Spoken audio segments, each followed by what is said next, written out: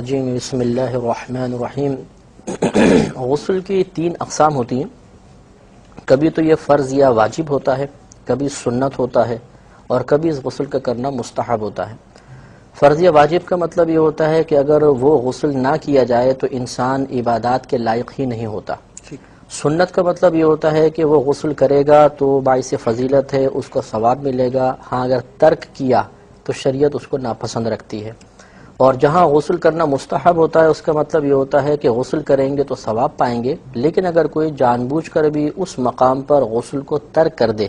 تو شریعت اس کو ناپسند بھی نہیں کرتی ہے، تو یعنی کریں گے ثواب ہے، نہ کیا تو کوئی حرج بھی نہیں۔ آپ نے فرمایا کہ فرض ہوتا ہے، واجب ہوتا ہے، اور ایک سوال جو اسی بات سے پیدا ہوتا ہے وہ یہ کہ یہ غسل جو ہے کب فرض ہوتا ہے، کب واجب ہوتا ہے، کب یہ سنت کا جو ہے وہ رستہ اختیار کرتا ہے، یا کب جو ہے وہ مستحب ہو جایا کرتا ہے؟ جی ہاں، سب سے پہلے تو کہ یہ غسل کرنا کب فرض یا واجب ہوتا ہے، یہ 2 لفظ اس لیے ذکر کیے ہیں کہ فقہائے نظام فقہ کی کتب کے اندر کبھی تو کہتے ہیں غسل فرض ہو گیا، کبھی کہتے ہیں غسل واجب ہو گیا، تو یہ دونوں ہم معنی یعنی استعمال ہوتے رہتے ہیں فقہ اصطلاح میں۔ ویسے تو فرض کی اور واجب کی الگ الگ شرعی تعریفیں ہیں، لیکن بعض اوقات ایسا ہوتا ہے کہ فرض کو واجب اور واجب کو فرض کہہ دیا جاتا ہے۔ جیسے زکوٰۃ کے بارے میں کہتے ہیں زکوٰۃ ان پر واجب ہو گئی، حالانکہ زکوٰۃ فرض ہے، تو اس وقت اس واجب کو لازم کے معنی میں لے لیتے ہیں۔ تو یہاں پر بھی یہ معاملہ ہے کہ غسل کبھی فرض اور واجب ہوتا ہے، یعنی لازم ہو جاتا ہے۔ اس میں صورت یہ ہوتی ہے سمجھنا تمام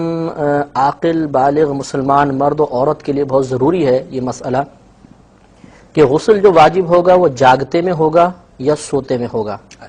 سوتے میں واجب ہونے کی صورت یہ ہے کہ انسان صبح جاگا اور اس نے اپنے کپڑوں پر احتلام کے قطرات کو دیکھا، یعنی مادہ منویہ کو دیکھا۔ اب چاہے اسے خواب یاد ہو یا نہ ہو، اگر صبح اٹھنے پر شلوار پر قطرات موجود ہیں تو اس پر غسل واجب ہو جائے گا، قطرات موجود نہیں ہیں تو واجب نہیں ہوگا۔ لیکن اگر یہ صورتحال ہے کہ صبح جاگا، رات میں اس کو خواب یاد تھا، احتلام ہونا بھی یاد تھا، یعنی اس کی ایک لذت اس کو محسوس ہوئی تھی، لیکن صبح جب آنکھ کھولی تو اس نے دیکھا کہ کوئی قطرات وغیرہ نظر نہیں آئے ہیں، تو اب اس پر غسل واجب نہیں ہوگا۔ تو خلاصہ کلام یہ ہوا کہ سوتے میں غسل کا وجوب اس وقت ثابت ہوگا جب جاگنے پر قطرات اپنی آنکھوں سے دیکھے۔ خواب کے یاد ہونے یا نہ ہونے، احتلام کے ہونے نہ ہونے کا اعتبار نہیں ہوتا ہے۔ دوسری صورت یہ ہے کہ جاگتے میں غسل کب واجب ہوگا۔ اس کے لیے اصول اچھی طرح یاد رکھیے کہ پہلے ایک بات سمجھ لیں کہ ایک ہمارے جسم کے اندر حصہ ایسا ہوتا ہے جہاں پر مادہ منویہ موجود ہوتا ہے۔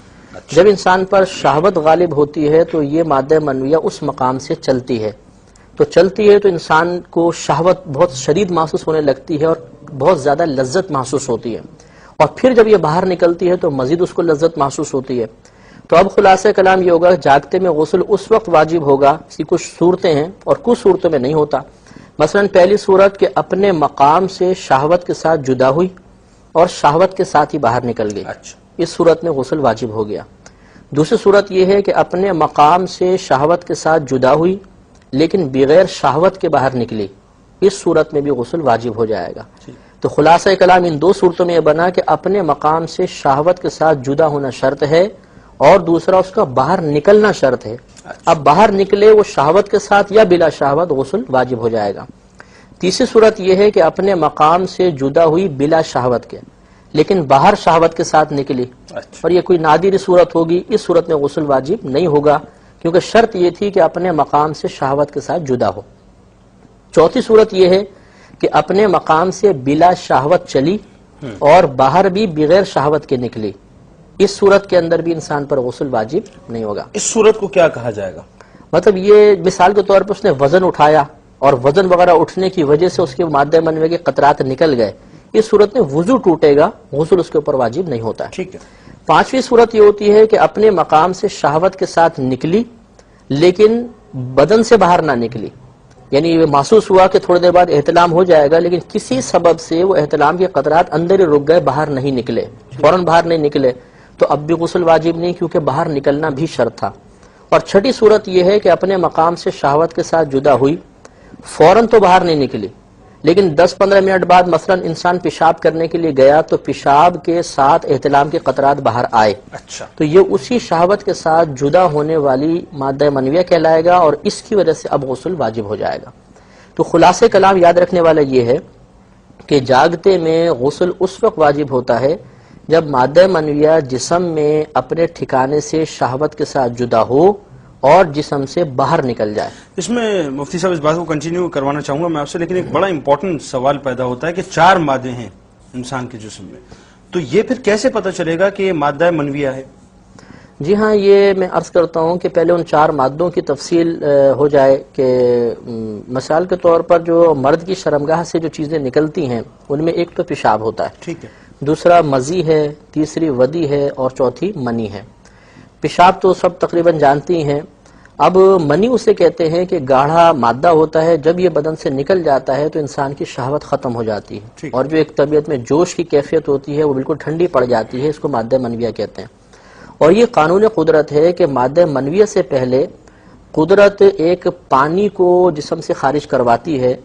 جس کی وجہ سے پیشاب کی نالی گیلی ہو جاتی ہے، اور اس میں حکمت یہ ہوتی ہے کہ اگر یہ پانی نہ نکلتا تو مادہ منویہ کی وجہ سے انسان کے پیشاب کی نالی زخمی ہونے کا اندیشہ تھا، تو یہ پانی پہلے آ کے اس کو تر کر دیتا ہے اور اب مادہ منویہ نکلتا ہے تو تکلیف محسوس نہیں ہوتی۔ تو یہ مادہ منویہ سے پہلے جو پانی باہر نکلتا ہے اور اس کے نکلنے کی وجہ سے شہوت وغیرہ انسان کی ختم نہیں ہوتی، جو ایک طبیعت میں جوش ہے وہ ختم نہیں ہوتا، تو اس کو مزی کہا جاتا ہے۔ اور ایک معاملہ یہ ہوتا ہے کہ کبھی انسان پیشاب کے لیے بیٹھتا ہے تو پیشاب سے پہلے یا پیشاب کے بعد گاڑے سے قطرات آتے ہیں، ان کو ودی کہا جاتا ہے۔ تو پیشاب، مزی اور ودی، ان سے غسل واجب نہیں ہوتا،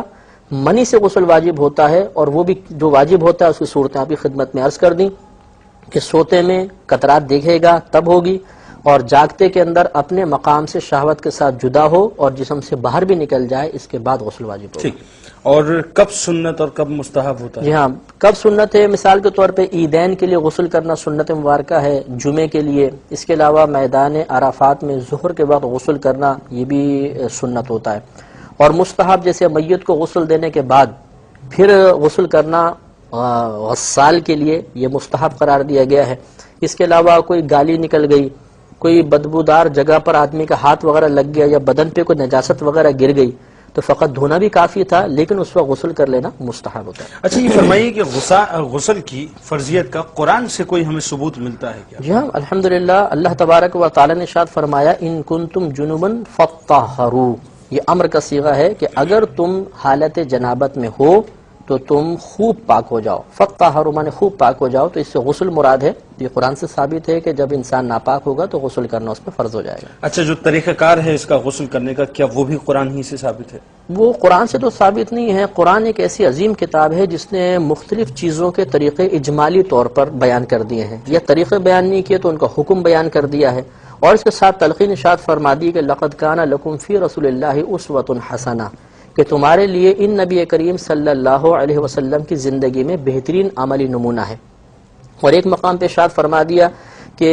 ما آتاکم الرسول فخذوہ وما نہاکم عنہ فانتہوا، کہ یہ رسول جو تمہیں عطا کرے اس کو لے لو اور جس چیز سے منع کرے اس سے باز آ جاؤ۔ تو ان دونوں آیات کو ملائیں تو معلوم یہ ہوگا کہ جو طریقہ نبی نے بتایا اور کر کے دکھایا، اب یہ احادیث کریمہ سے یقینی سے باتیں اخذ کریں گے، تو اب بقیہ طریقے، بقیہ تمام معاملات یہ احادیث کریمہ میں موجود ہیں، ان سے اخذ کیے جاتے ہیں۔ تو قرآن سے حکم معلوم ہوا اور احادیث کریمہ سے مکمل طریقہ معلوم ہوا، اور اس طرح ہمارا غسل کامل ہو جائے گا۔ اچھا، جب اب بات تھوڑی سی فرضیت کی چلی اور قرآن سے چونکہ یہ بات ثابت بھی اور ہمارے لیے جو ہے وہ قرآن مکمل ایک ضابطہ حیات ہے،